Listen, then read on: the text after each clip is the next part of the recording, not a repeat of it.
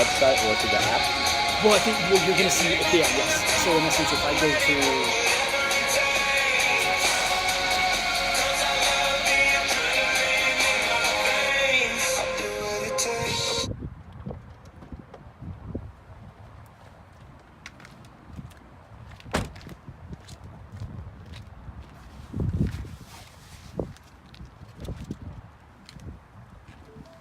Let's go and kill it, guys.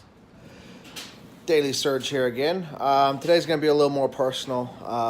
Got me thinking with Mascherano retiring, not retiring, but moving on from Barcelona, and also Ronaldinho retiring just this week as well.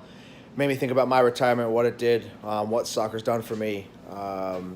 When these players, these great players, decide to retire, I always think if they're going to be a coach and how much knowledge and how much wisdom or whatever it is they could share with the youth that could benefit from that, and they have so much to give back to the sport.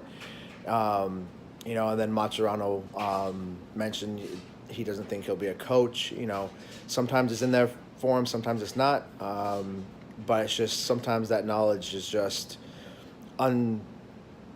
amazing to get back from them, amazing to receive from them, just to be on the field knowing that you played with someone someone's your coach that's, for example, Gerard right now is at Liverpool. Can you imagine him being your coach? That's won many things, have played all over the world. That kind of player being your coach, just inspires you that much more to be a better player. And you can pick their brains. You can, the best way to, to dig deep into, the players by asking questions. Hey, how was this? How was it doing? What'd you do? What'd you do this? How do you get to that part of your career? What needed to be done? That sort of thing. I remember me growing up, I would ask a million questions with coaches. I had a coach, Juan Carlos Machia, that I'd ask all about Argentina because he's from Quilmes in Argentina, and I would pick his brain about Argentina because I loved the league. I loved everything. And when I found out I was going to Argentina, I just asked him because he was a big Boca Juniors fan, and I remember just talking to him and another coach of mine, Tony Frankovic,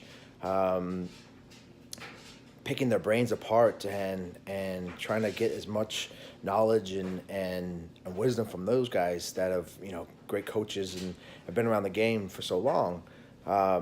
So then when I decided to retire, I knew I always wanted to be a coach. I knew I wanted to give back to the sport that gave me everything. I've traveled the world thanks to the sport, and I've always loved the game. I've never had anything else on my mind. From the moment I was walking, I always remember a ball at my foot. I remember playing, at all godly hours of the day, waking up early to running on the treadmill with my dad, after school training with me and my brother, and then my dad would come in and join us. It was a constant training, constant workouts, and people ask me all the time, is your dad shoving it down your throat? Is it because your parents want you to do this? And it wasn't. It was me wanting that. I never got bored. I never felt like it was a chore. I loved it. I loved training. I loved going to games and doing whatever I worked on. If I had bad games, I'd get mad at myself and I'd go outside and I'd work and I work and I work. And that was my mentality. And then when I decided to hang up the boots, it was very hard for me. It was one of the hardest things I had to do. Having a family and wanting them to settle down was my priority at that time. But giving up that sport that I love so much was very hard for me. But I knew I wasn't stepping away from the sport. I don't think I could ever step away from the sport because I love doing what I do. I love teaching. I love inspiring other players to be better than they can be, and want them to find a new goal they have, a new site they haven't yet seen, and they can achieve it. And knowing that I could at some point play part in them getting better or getting a scholarship or going pro, whatever it is, I see that satisfaction for me. Just seeing them succeed is my satisfaction. So that's the greatest reward that I have now as a coach, seeing these players. And it's this simple things. I work with Emily. Been working with her for over a year now. She couldn't even kick the ball correctly, and it was a huge process. And now she's just the first time that she went a full training session with kicking the ball correctly was huge for me, and it was huge for her. And just seeing that smile on her face, and then when she made a a club team may travel, then that call to me and that happiness that she had is what it's all about. So that's what I love doing. This is, again, not a job for me. I enjoy doing it all the time. I love it. I don't know anybody that loves it more than me.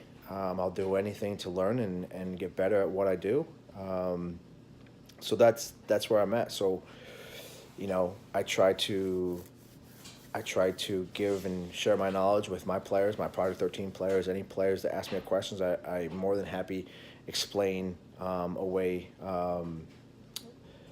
that they can understand, a way that they can kind of grasp the concept of what I had to give up or what I did to get to where I was as a player. And I'm doing the same thing now as a coach. So, you know, I just wanted to share that little story with you guys, that it